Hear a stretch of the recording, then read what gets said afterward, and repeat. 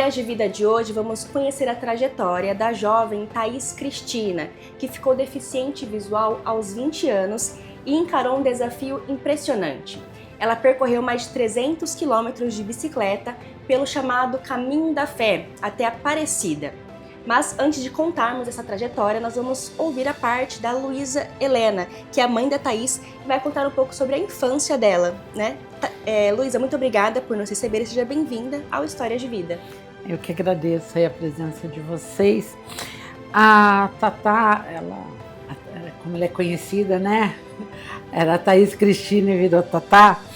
Ela, aos 6 meses, ela começou a apresentar um quadro de desidratação, desmaio e tudo mais, que a princípio parecia virose. E aos 8 meses a gente descobriu, fazendo um exame de diagnóstico de meningite, que na verdade o que ela tinha era uma taxa alta de glicose, já tinha no líquido da espinha, então ela foi diagnosticada com diabetes aos 8 meses. Quando ela estava no segundo ano, do segundo para o terceiro, ela estava com 8 anos, nas férias a gente percebeu que ela deixou de reconhecer cores. Ela estava brincando com o primo e a irmã daqueles joguinho de vareta. Sim. E ela deixou de reconhecer algumas cores. E aí nós corremos para o médico, passou pelo oftalmo e ele então diagnosticou ela como uma neurite óptica bilateral. Até então, até esse diagnóstico, os médicos falavam que ela então passava a ser visão subnormal. Sim. Ninguém nunca nos falou que isso seria progressivo e que um dia ela chegaria a perder totalmente a visão. Neste meio caminho, né, no meio de tudo isso, veio o diagnóstico da doença rara. Porque assim, quando ela era bebezinha, no primeiro hospital onde ela ficou internada um longo período, os médicos já desconfiaram que ela tinha não só a diabetes mellitus, mas um outro tipo de diabetes rara também, que é a diabetes insípidos. Ela é uma falha na produção de um hormônio chamado hormônio antidiurético. E aí houve a quebra da confiança minha com o serviço que ela frequentava, e aí nós fomos por outros caminhos, e encontrei uma médica que tinha uma certa conhecimento na diabetes insípidos, e aí nós fomos juntas com um outro médico uro que também se propôs a estudar o caso, e aí nós fizemos tudo que era necessário para realmente fechar o diagnóstico da síndrome de Wolfram. Então ela só foi ter esse diagnóstico, tanto da diabetes insípidos como a síndrome de Wolfram, já aos 17 anos. Já perto de perder a visão totalmente. Ela já estava perto de perder a visão totalmente. E assim, ela conviveu com os sintomas dessa diabetes insípidos por 16 anos e meio, de uma forma um tanto desnecessária. E nesse meio tempo foi assim uma surpresa pra gente, assim, ela estava numa consulta na endócrino dela, e para pesar a Tatá era tinha todo um preparo, porque como ela se colocasse a Tatá em pé, em 3 segundos ela caía. Não tinha equilíbrio. Perdi, caía assim, como a gente brinca, igual mamão maduro. E então, para a médica pesar, tinha todo um ritual. A médica já preparava a balança, a gente colocava ela em cima da balança, a médica segurava ela pela frente e eu as costas. Aí a médica falava 1, 2, 3, eu soltava, ela soltava, já media, porque não era aquelas balanças digitais, ela já controlava o peso e já tinha que segurar. E aí eu acho que é Deus, né? Porque para você ver, o cara veio, trouxe a ideia do pedal e foi embora. E aí Deus vai pondo. Acho que Deus aquele dia falou, não, eu tenho que mostrar para elas que ela tá bem. Sim. A gente se distraiu conversando. E aí, de repente, a gente se deu conta que já tinha passado muito mais do que os 3 segundos. E ela estava lá firme em cima da balança. Eu perdi a fala e os olhos da endócrino. E quero deixar registrado aqui que é uma endócrino do Serviço Público de Saúde, que às vezes as pessoas não dão o devido valor, né? E foi assim de muita emoção aquele momento, os olhos dela cheios de lágrimas e eu sem fala. E a Tatá sem entender o que estava acontecendo, porque todo mundo demorou para entender. Aí sentou na cadeira, ela pegou e virou e falou assim: olha o que o pedal fez pela Thaís. Eu nunca imaginei que eu ia vê-la assim. Catou o receituário e virou e falou assim: eu vou receitar para Tatá pedalar 20 quilômetros por dia. Meu Deus. Eu falei assim: doutora, a senhora tá doida? Onde eu vou arrumar alguém para pedalar com a Tatá todos os dias? Falei: eu não pedalo e não tem condições de pedalar. Ela virou e falou assim: ó, tá prescrito. O futuro, o resto é com você. O futuro a Deus pertence, né? Como quem diz. E como foi para você também, depois que vocês conseguiram concluir, após esses 7 dias, concluir a viagem, você perceber que sua filha conseguiu?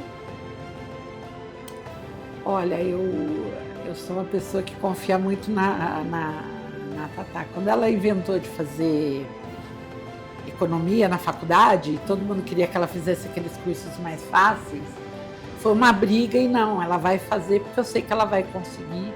E ela se formou em economia em 2018. Então, assim, ela é uma pessoa muito perseverante, uma pessoa de muita fé na vida.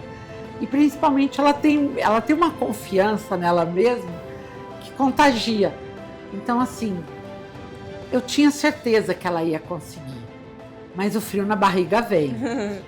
E eu acho que, assim, o momento mais emocionante que foi a hora que eu chorei sozinha no carro, porque eu estava sozinha, tava o guia, os 2 guias estavam na pista com ela, um na bike dupla e o outro numa bike single, fazendo de batedor, porque ela desceu. Tem um trecho que chama Pedrinhas, é muita pedra, muita terra e é um trecho muito íngreme.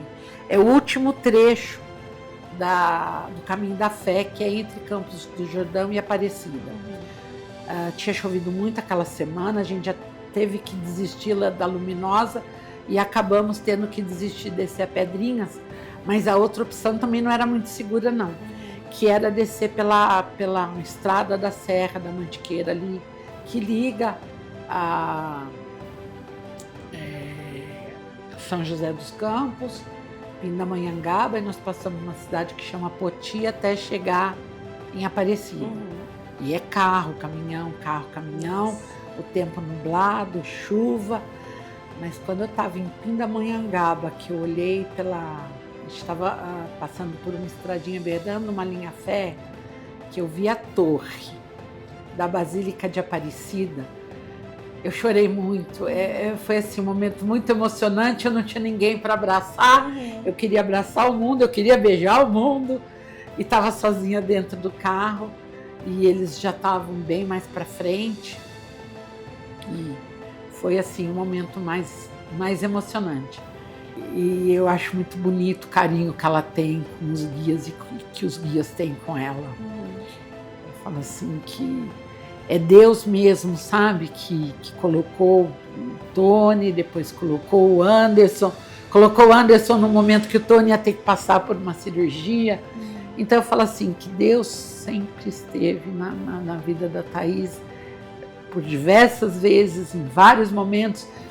Ele está sempre lá dizendo, eu estou aqui, eu estou segurando a mão dela, e Nossa Senhora Aparecida sempre. Então foi assim, muito emocionante.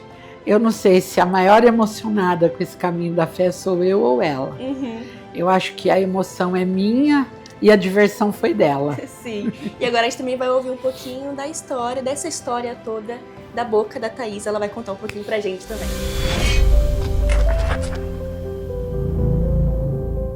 Agora vamos ouvir da Thaís, que é a protagonista dessa história, como que ela transformou as dificuldades em coragem e realizou um sonho que parecia impossível pra muita gente, né, Thaís?